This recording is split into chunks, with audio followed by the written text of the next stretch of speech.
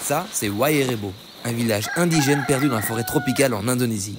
Et pour arriver ici, c'est tout d'abord une énorme aventure.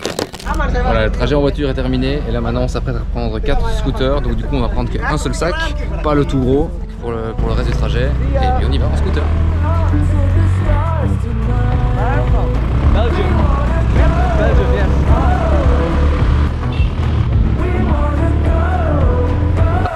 Putain mais rien que ça c'était incroyable. Les vues sont incroyables, la route était dangereuse mais il gérait et il avait la meilleure des motos, c'était génial. Et ça grimpe. Bon, j'ai envie de vlogger un peu maintenant parce que tout à l'heure j'aurais pas le souffle, je le sens déjà. J'ai décidé de mettre mon micro parce que les bruits ici sont incroyables. Tous les oiseaux, les insectes et j'imagine aussi le bruit de la pluie. C'est une ambiance incroyable. Donc je vais utiliser le son original dans mes vidéos, si possible. Sauf si on entend trop mon souffle comme maintenant. On vient de commencer, on est à 1 km sur les 5 là, et on est déjà dans les nuages. C'est génial. Le village est censé être au-dessus des nuages. Donc à voir. Et là, c'est pas la pluie, mais bien la transpiration. Je te offre, il vient de me demander si c'était la première fois que je faisais une randonnée. J'étais fou toi? Bien sûr que non, c'est pas la première fois. Il croit quoi? C'est moi qui suis devant. T'insignes quoi là? Que je suis gros? Non mais je suis un marathonien moi, s'il vous plaît. Hein. Respectez-moi un peu. Moins sensible? Pas du tout. Je vois pas pourquoi vous demandez. Bon, je suis un peu éloigné du groupe. Juste quelques minutes. Parce que j'ai aussi besoin de me retrouver un peu seul, connecté à la nature. Et c'est vraiment l'endroit parfait pour faire ça. Ça me permet aussi enfin de combattre mon addiction au smartphone. Vraiment, je passe 8 heures par jour sur mon smartphone. Et il n'y a vraiment que marcher dans la nature. Surtout une nature que je connais pas. Qui me prend tellement que je pense même pas à prendre mon téléphone quoi. Alors vous allez me dire ouais mais d'accord mais t'es pas entièrement connecté non plus vu que tu filmes tout. Honnêtement c'est vrai. Mais pour moi ça en vaut la peine, c'est ce qui me motive aussi à faire tous ces genres d'aventures, c'est de pouvoir en faire une histoire vidéographique et partager ça avec un max de monde. Donc ouais c'est vrai. C'est peut-être pas l'idéal pour se connecter à la nature mais c'est ce qui me plaît le plus pour l'instant. Donc, alors on se rapproche du village, on l'a vu de loin. Je pense qu'on est au dernier virage avant d'y arriver.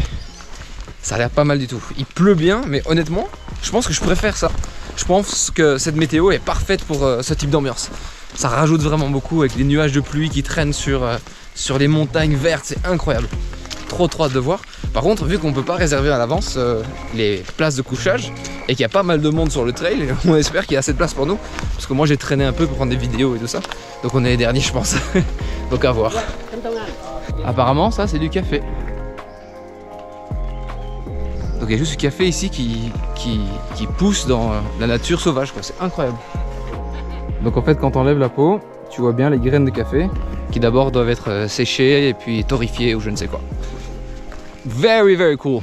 We almost arrived at the village and I think it's part of the rule. If we almost reaching the village, we should give them a sign by using these traditional tools. It's called kentongan, and you just need to hit the tools like this.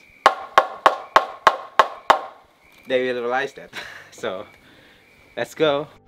On voit le village. Ah non, mais un peu caché derrière les fougères, mais on voit le village. Adorable. On y est. Ok, on fait les premiers pas dans l'entrée du village traditionnel, Wairebo. Mais c'est pas encore vraiment les habitations de la photo, c'est plutôt des habitations un peu plus modernes, en bois et en métal. Mais ça reste très mignon quand même. C'est adorable à voir, vraiment c'est isolé de tout, que des montagnes, des nuages, des poules, leurs poules. Et ça c'est que l'entrée quoi, c'est pas encore le côté traditionnel, c'est les trucs modernes. Et là on va arriver aux belles maisons de l'époque. Je sais pas quelle époque, mais de l'époque. Et c'est celles-là qui sont tellement pittoresques. Waouh! Quelle vue incroyable! Mais vraiment incroyable. Voilà, donc on est arrivé juste avant la tombée de la nuit, on dirait. Parce que une fois le soleil derrière les montagnes, il fait bien sombre ici. Mais donc c'est assez génial parce que c'est très authentique. Le chef du village nous accueille. nous fait sa cérémonie dans la langue, c'est une langue très locale d'ici, donc c'est même pas l'indonésien, c'est un dialecte ou une langue officielle, je ne sais pas, mais parlé par très peu de gens dans cette région. Et puis il y a un traducteur qui nous explique un peu comment fonctionne. Alors tu as une grande maison, la maison du chef, où il y a 8 chambres, l'une à côté de l'autre, une grande cuisine au milieu, et les toits sont faits en palmiers, si j'ai bien compris, qui sont devenus noirs parce qu'ils les font fumer en fait. Donc ils font un grand feu en dessous pour les fumer, je sais pas quels sont les avantages, et puis ça donne cette toiture noire. Et donc c'est assez magique, c'est assez beau à voir. Et donc il y a quelques règles ici, mais honnêtement ils sont très lax par rapport à tout. J'ai demandé si je pouvais les filmer pendant qu'ils parlaient, j'ai demandé si je pouvais faire voler mon drone. J'ai un putain de problème avec mon drone. Juste avant qu'on arrive dans ce village où il n'y a pas de réseau, ni de wifi, ni rien du tout, mon compte DJI, donc la marque du drone, c'est déconnecté. Ce qui veut dire, et j'arrive pas à me reconnecter parce qu'il n'y a pas de wifi, il n'y a rien. Et ça veut dire que je peux pas faire voler mon drone à plus de 50 mètres de distance de moi ou 25 mètres de haut. C'est rien du tout et je suis dans l'endroit le plus magnifique possible. Je suis dégoûté. Donc ils sont adorables et tu les payes presque rien, juste un montant symbolique, c'est 50 000 roupias pour ton groupe. Donc nous on était à 4, 50 000 roupias, c'est environ 4 euros. Même pas, c'est 16 000, donc c'est quoi, c'est 3 euros. Donc c'est rien pour un groupe de 4. Bon, bien sûr ça a coûté plus pour arriver jusqu'ici, mais bon, quelle expérience incroyable. J'ai assez hâte de passer la nuit, donc là on dort, je pense on est une trentaine dans une des huttes. Les villageois dorment dans les autres huttes, donc il y a vraiment une seule hutte pour les touristes. Mais c'est incroyable, vraiment quelle chouette expérience. T'as vu noter? Oh là là, ce qui est beau.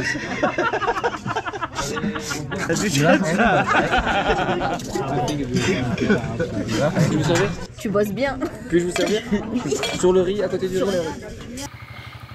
Pas facile de se filmer dans le noir. Mais j'ai hâte de me réveiller demain matin. Alors, demain matin, mission lever du soleil. Bon, drone ou pas drone, tant pis. J'ai assez hâte.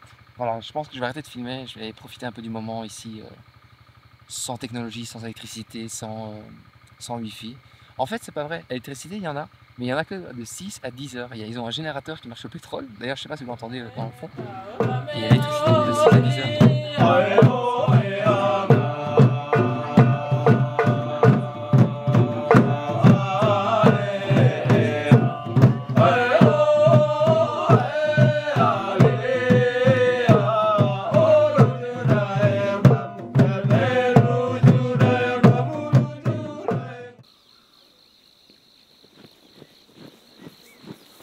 Ok, je pense avoir la solution de rêve grâce à un autre touriste local d'ici. Il a aussi un drone, et puis il a la même application que moi, et lui il est encore enregistré dans son app. Donc ça veut dire que lui il peut voler normalement. Donc si j'utilise son téléphone avec mon drone et ma manette, je peux tout filmer avec mon drone, comme si mon drone allait bien quoi. Génial, génial, génial, génial. J'ai trop hâte.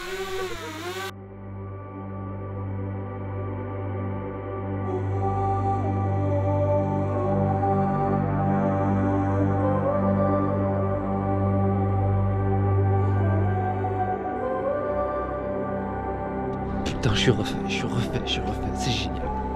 Oh, trop content. Trop content.